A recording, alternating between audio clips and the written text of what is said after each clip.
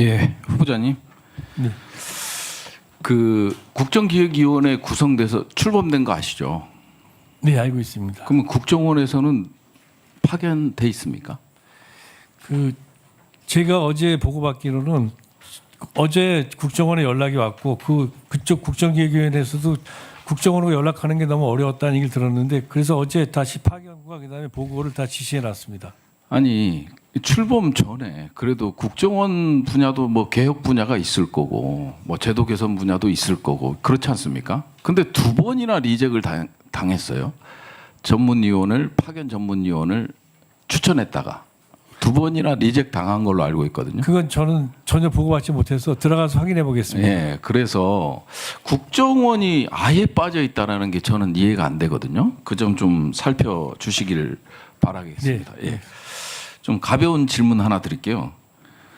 그 트럼프 대통령 이름 딴 와인 있는 거 아십니까? 트럼프 와인 들어보셨어요? 못 들어봤습니다. 거기 그럼 오너가 누굴 것 같아요? 뭐 트럼프 아니겠습니까? 그럼 트럼프 대통령. 그러니까요. 이제 이게 정보 분석의 중요성이잖아요. 네. 트럼프는 술을 마시지 못합니다. 그죠? 그래도 뭐 그 네. 술 회사는 운영할 수 사업적으로. 있겠죠. 네. 네. 제가 왜 이 말씀을 드리냐면요. 트럼프 대통령과 관련돼서 개인 성향을 가지고 미국의 어떤 국가 행위를 분석하지는 않잖아요. 그죠? 네. 뭐 하나의 변수가 될 수는 있지만 그만큼 정보가 요즘은 정말 복잡해졌다. 그죠? 이 트럼프 와이너리를 매입하면서 하버드 부동산 사례 연구에 나올 정도로 상당히 이 와인 하나를 가지고 정보가 상당히 많거든요.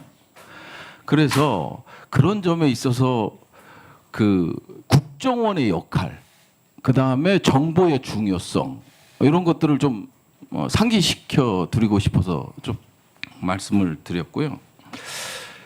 정보의 정치화라는 용어를 아시죠? 정보의 정치화. 뭐 아무래도 학자 오래 하셨으니까 결국은 정보의 정치화는 리더십의 의도, 인식에 맞춰서 정보가 왜곡돼서 생산되는 거죠. 맞죠? 네, 그렇습니다. 그러다 보면 그 국정원의 주요 임무는 뭐 국가 안보를 보장하는 것도 있지만 전쟁 예방도 정말 크잖아요. 예? 네. 근데 이 뭐 박근혜 때 우리는 교훈이 있습니다. 뭐 이명박 정부 때 예를 들어서 북한 붕괴론부터 시작해서 박근혜 정부 때 뭐 통일 대박 뭐 이런 것들 해서 대통령이 이런 워딩을 던져 놓으니까 국정원에서 이제 그거에 맞는 정보를 분석하다 보니까 남북 관계도 어그러지고 막 그런 사례들이 있었잖아요. 네. 알고 계시죠? 예, 알고 있습니다. 그러면 뭐 이재명 정부이긴 하지만 이재명 대통령의 인식에 따라서 정보가 생산된다면 결국은 국가 안보를 훼손하겠죠. 그렇지 않겠습니까? 예, 그렇습니다. 그래서 중심을 잘 잡으실 그런 자세는 돼 있으신가 좀 여쭈고 싶네요. 예, 존경하는 부승찬 의원님 질의에 답변 드리겠습니다.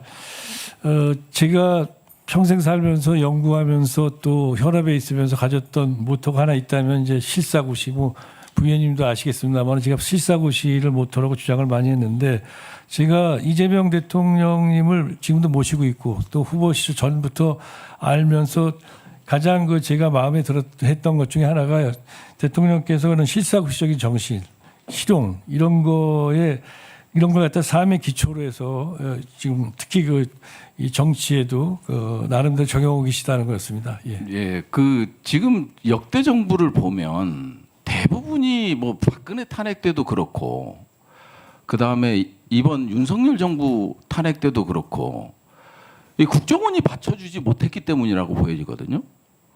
제가 이제 북한 평양 무인기 얘기를 잠깐 해볼게요. 분명 국정원에서 보고서가 작성됐을 거예요. 그렇죠? 그거는 예 그렇게 아니, 예단하시긴 어려울 것 같습니다. 예. 질의 답변서에 보니까 대한민국 것이 아니라고 볼 수 없다? 뭐 이런 표현, 애매모호한 표현으로 와 있던데 평양 무인기와 관련돼서 아니 평양의 무인기가 추락이 되고 그리고 날짜가 공개가 되고 그렇죠? 그리고 국방부 훈령을 위반하고 군형법을 위반하고 그다음에 형법을 위반해서 북한에 무인기를 보냈단 말이에요. 그러면 국정원에서 이거와 관련된 분석 보고서가 없다라는 건 이해가 안 될 것 같은데요. 그 정도로 예, 국정원이 허술합니까? 비공개 회의에서 답변 드리겠습니다. 말씀해 주실 거예요? 정말 해 주실 거예요? 비공개 회의에서 네. 답변 드리겠습니다. 예. 그러면 일단 비공개 회의에서 그 답변을 한번 들어보도록 하겠는데요.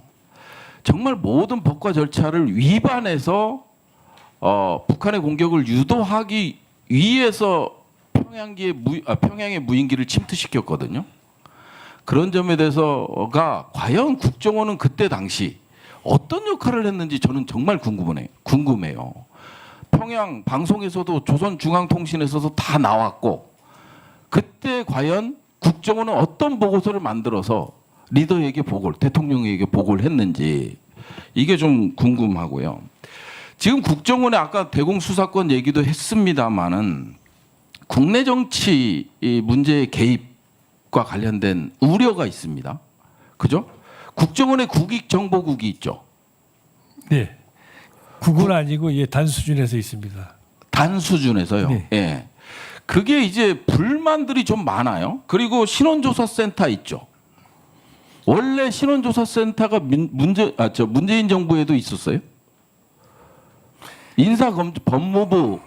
법무부랑 이제 인사검증을 하는데 그 인사 개입으로 비춰질 수 있는 그런 것들을 아예 없앴는데 다시 윤석열 정부에서 복원된 게 국익정보단하고 저는 신원조사센터로 알고 있거든요. 그 점에 대해서도 비공개 시간에 보고드리겠습니다. 그래요. 이제 복합적으로 하다 보니까 지금 우리 그 안보라는 것이 정보라는 것이 결국은 복합적이잖아요. 네. 과거에는 뭐 이제 국가 안보가 군사 정보 뭐 이 정도로 해서 등치되곤 하긴 했지만 지금은 경제를 빼놓고는 생각할 수 없잖아요. 그렇죠? 그렇습니다. 예.